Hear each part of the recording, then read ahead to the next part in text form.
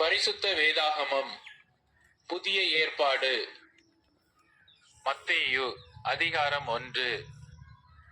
ஆபிரகாமின் குமாரனாகிய தாவீதின் குமாரனான இயேசு கிறிஸ்துவனுடைய வம்ச வரலாறு. ஆபிரகாம் ஈசாக்கை பெற்றான், ஈசாக்கு யாக்கோபை பெற்றான், யாக்கோபு யூதாவையும் அவன் சகோதரரையும் பெற்றான். யூதா பாரேசையும் சாராவையும் தாமாரினிடத்தில் பெற்றான்.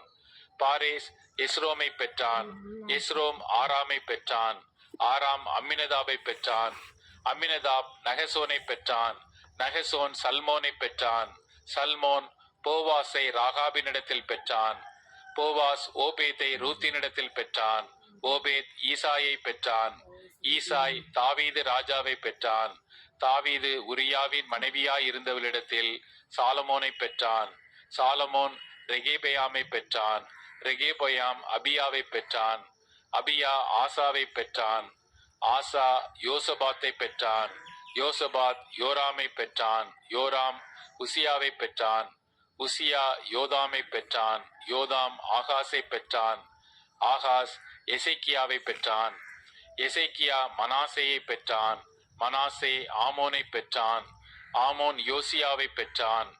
பாபிலோனுக்கு சிறைப்பட்டு போகும் காலத்தில் யோசியா எகோனியாவையும் அவனுடைய சகோதரரையும் பெற்றான்.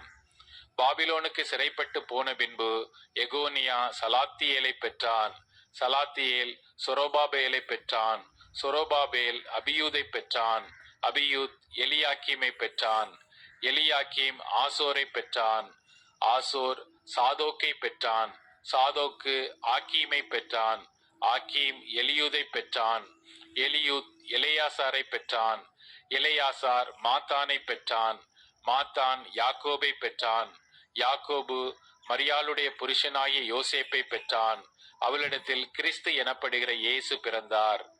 இவ்விதமாய் உண்டான தலைமுறைகள் எல்லாம் ஆபிரகாம் முதல் தாவீது வரைக்கும் 14 தலைமுறைகளும், தாவீது முதல் பாபிலோனுக்கு சிறைப்பட்டு போன காலம் வரைக்கும் 14 தலைமுறைகளும், பாபிலோனுக்கு சிறைப்பட்டு போன காலம் முதல் கிறிஸ்து வரைக்கும் 14 தலைமுறைகளுமாம்.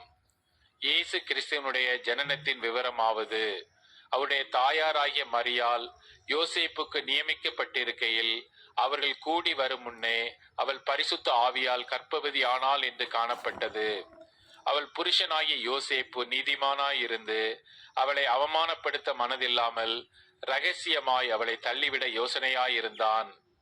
அவன் இப்படி சிந்தித்துக் கொண்டிருக்கையில் கர்த்தருடைய தூதன் சொப்பனத்தில் அவனுக்கு காணப்பட்டு, தாவீதின் குமாரனாகிய யோசேப்பே, உன் மனைவியாகிய மரியாளை சேர்த்துக்கொள்ள ஐயப்படாதே, அவளிடத்தில் உற்பத்தியாயிருக்கிறது பரிசுத்த ஆவியினால் உண்டானது. அவள் ஒரு குமாரனை பெறுவாள், அவருக்கு இயேசு என்று பெயரிடுவாயாக.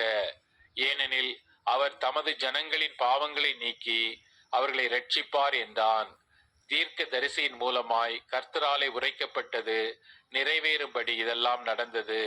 அவன், இதோ ஒரு கன்னிகை கர்ப்பவதி ஆகி ஒரு குமாரனை பெறுவாள், அவருக்கு இம்மானுவேல் என்று பெயரிடுவார்கள் என்று சொன்னான். இம்மானுவேல் என்பதற்கு தேவன் நம்மோடு இருக்கிறார் என்று அர்த்தமாம். யோசேப்பு நித்திரை தெளிந்து எழுந்து கர்த்தருடைய தூதன் தனக்கு கட்டளையிட்டபடியே தன் மனைவியை சேர்த்து கொண்டு அவள் தன் முதற் பேரான குமாரனை பெருமளவும் அவளை அறியாதிருந்து அவருக்கு இயேசு என்று பெயரிட்டான். மத்தேயு அதிகாரம்